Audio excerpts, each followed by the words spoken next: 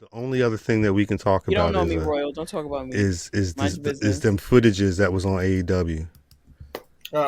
That's Well, I do want to say this because I had a Royal, I hope your ears bleed.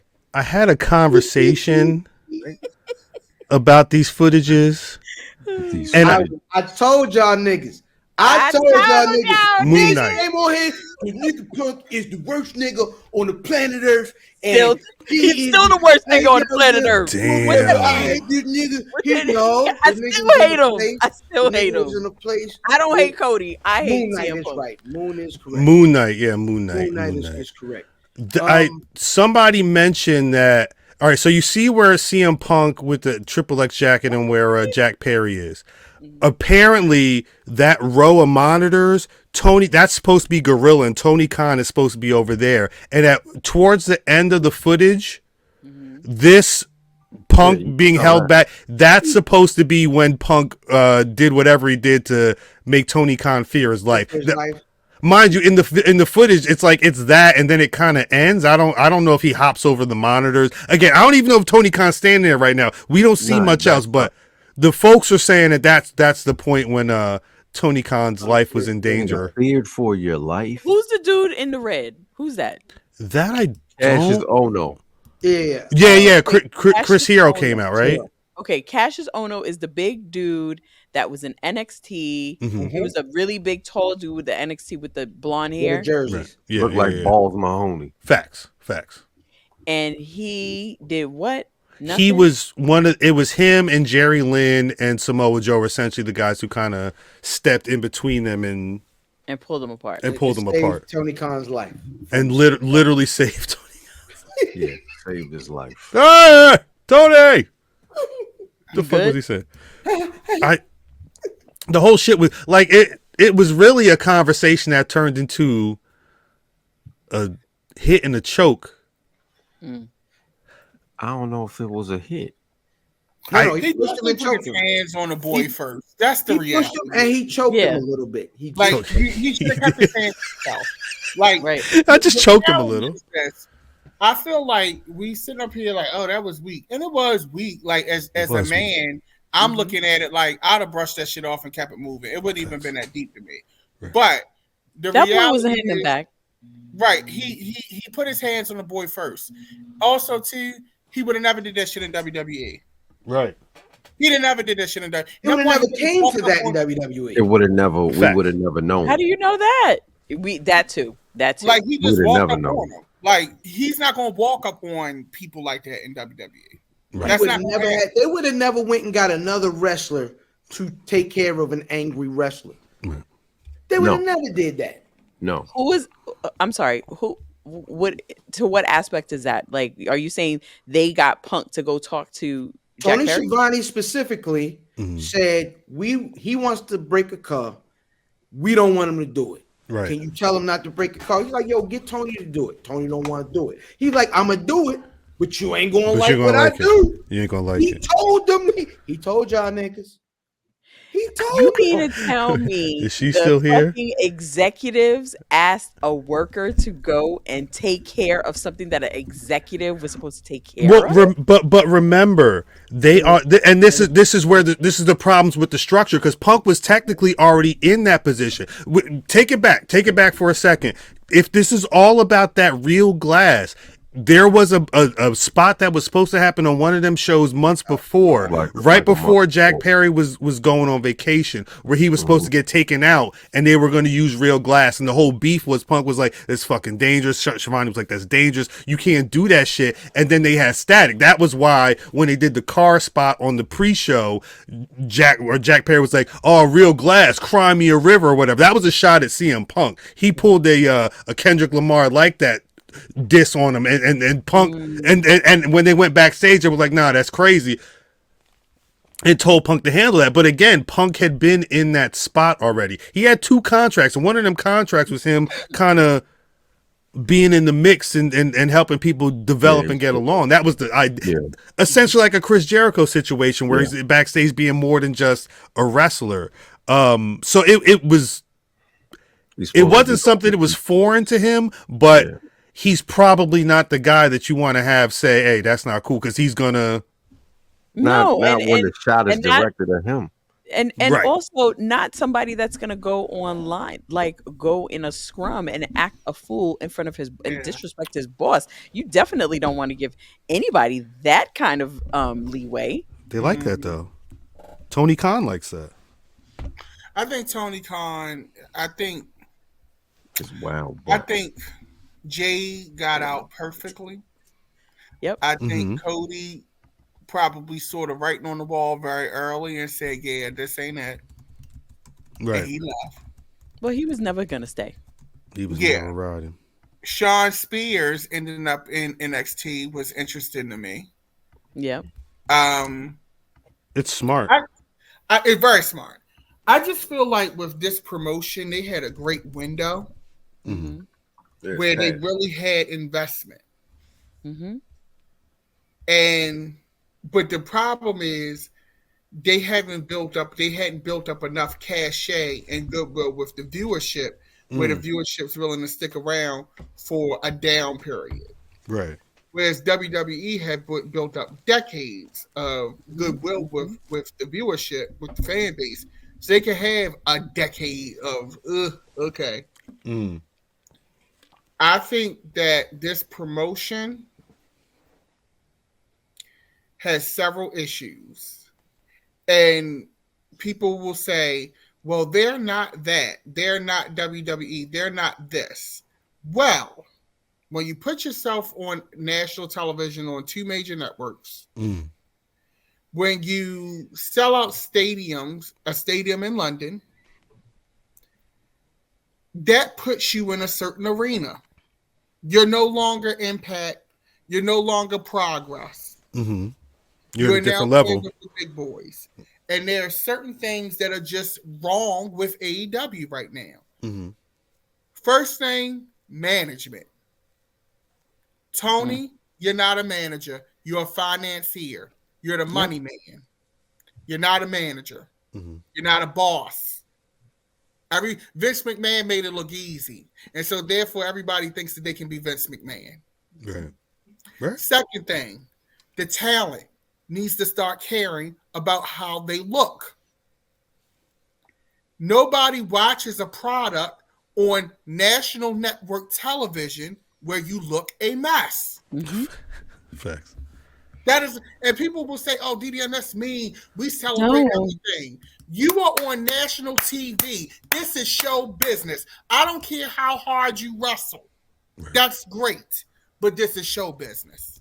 You want people to sit in that arena with you for 3 or 4 hours while you take Dynamite and Rampage and Collision and all that shit? You got to give them a show. Right. The second thing, we need, the third thing, we need storylines. 2 people fighting at a distance look like 2 fools. I don't know who's fighting who. I'm leaving or either I'm shooting both of y'all. Oh, damn it. Shit, I like to hear. Yeah. Okay. So yes, people can say WWE talks too much, and sometimes they can get a little excessive with that. Damn. But it's for a purpose. Right. Most of the matches, even if the build wasn't super long, I had some form of investment. Right. Right. You just got Lance Archer showing up one week fighting this random person. Goddamn. You know what, Mercedes is just not wrestling. FTR using some bullshit video for some bullshit. Gosh. It's not. Like, I still am mad about all what was it? All In. I'm mad. Edge looking crazy. Edge talking crazy. Edge don't even know what the fuck he be saying. Right, Edge, you look like what? A Sharpay in the face. Like, what are you saying? I don't even know what he's addressing when he gets in the like what? That something such as was in the like Sean Tragedy. That was a question I had today. Is Mercedes Moné cleared? If she's not, why did you bring her out? Because now that she's here, there's an expectation Right. And Mercedes, you be looking orange as a motherfucker. You right, Antoine. But there is an expectation once you show up. Right. But this is the same company that showed this. Like they do stuff like that. I'd be embarrassed, bro. Apparently there were people who were not feeling what was going on yesterday, because it felt like it kind of detracted from being the show that is on its face the wrestling show. They say they've got the best. Adam Copeland last week said they had the best wrestlers. Will Ospreay said that, this is where wrestling lives or whatever. It's always interesting when it's the sports entertainment that becomes the topic of the AEW discussion, because I wasn't expecting anything like this. The head guy humping the girls, like, yeah, what? He said well, it's real fucking it's blatant disrespect, and you want people to respect you. Like, I just don't understand the motive here. Because this doesn't make me like you even more. This doesn't make me want to. This is what motivates you, negativity. What? But yet, like DDM says, this motivates you, right? Seeing the other side do whatever they do, and then you dropping this video and you talking cash shit, but you're not in the fucking gym. Your gear looks dusty. Like, nothing is elevating. Like, nothing. You're not being motivated to do anything. That's the problem with this place. Like, you're not motivated to do anything, and you still look crazy. Crazy boobs. And another issue I had with this promo that they did on Wednesday night, FTR, y'all know better. I don't think they had a choice. Right. I don't think they had a choice. You about to cry? He gonna cry. Y'all Not today. Y'all re-upped. Which for what? You only did a year. You should have did a year at a time. You definitely getting thumbs down for this shit. You already got because I don't care. Showing tragedy. Don't do Sean like that. But FTR, tragedy. In the Paul Levesque FTR would do well. They still got to figure out their tag team division as well. But yeah, I think and because the Sue Usos wanted that FTR match, and then they said, "Nah, niggas, y'all break up." So now I do think that, again, my everything looks very retaliatory. The week after WrestleMania, there's like 2 or 3 moments in that Dynamite show that felt like, oh, look what they said, and this how we gonna react. And I was always told that AEW was a show that's gonna worry about AEW, just like because I was thinking about this earlier.